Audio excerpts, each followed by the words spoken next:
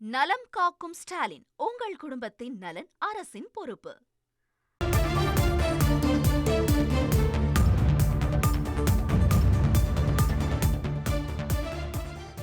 அண்மைச் செய்தி.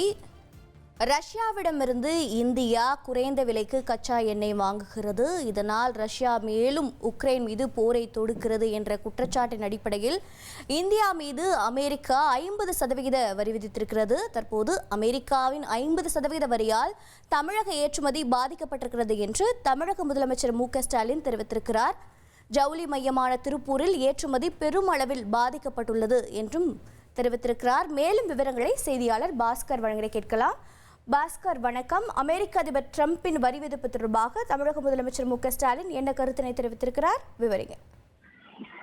அமெரிக்கா 50% வரி விதிப்பின் காரணமாக திருப்பூர் ஏற்றுமதியாளர் சங்க தலைவர் என்பவர் 3000 கோடி அளவுக்கு ஆயத்த ஆடை வர்த்தகம் பாதிக்கப்பட்டிருக்கிறது என்பதை சுட்டிக்காட்டியிருக்கிறார். இந்த பதிவை சுட்டிக்காட்டி தமிழக முதலமைச்சர் இந்த விவகாரத்துல மத்திய அரசு உடனடியாக தலையிட வேண்டும். காரணம் என்னவென்றால் அமெரிக்கா உள்ளிட்ட பல்வேறு நாடுகளுக்கு ஏற்றுமதி என்பது ஆயத்த ஆடைகள், ஜவுளி எல்லாம் திருப்பூரை மையமாக கொண்டுதான் ஏற்றுமதி என்பது மேற்கொள்ளப்படுகிறது.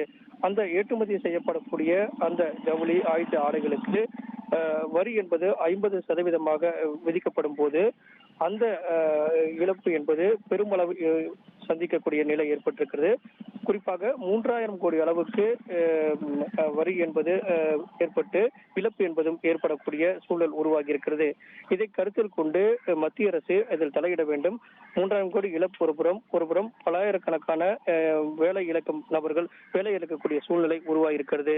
இதை கருத்தில் கொண்டு மத்திய அரசு உடனடியாக இதற்கான தீர்வை எட்டக்கூடிய நடவடிக்கைகளை, சீர்திருத்தங்களை மேற்கொள்ள வேண்டும். தொழிலாளர்கள், தொழிற்சாலைகள் இவற்றையெல்லாம் பாதுகாக்கக்கூடிய நடவடிக்கையில மத்திய அரசு உடனடியாக ஈடுபட வேண்டும் அப்படிங்கிறதா ட்விட்டர் மூலமாக தமிழக முதலமைச்சர் மு.க.ஸ்டாலின் வலியுறுத்தியிருக்கிறார். ஏற்கனவே கடிதம் எழுதிய சூழ்நிலையில திருப்பூர் ஏற்றுமதி சங்க தலைவர் குறிப்பிட்டிருக்கக்கூடிய அந்த 3000 கோடி இழப்பு, பல்லாயிரக்கணக்கான வேலை இழப்பு இவற்றையெல்லாம் சுட்டிக்காட்டி தமிழக முதலமைச்சர் மீண்டும் இதை வலியுறுத்தியுள்ளார். தகவல்களை வழங்கியதற்கு நன்றி பாஸ்கர். நலம் காக்கும் ஸ்டாலின், உங்கள் குடும்பத்தின் நலன் அரசின் பொறுப்பு.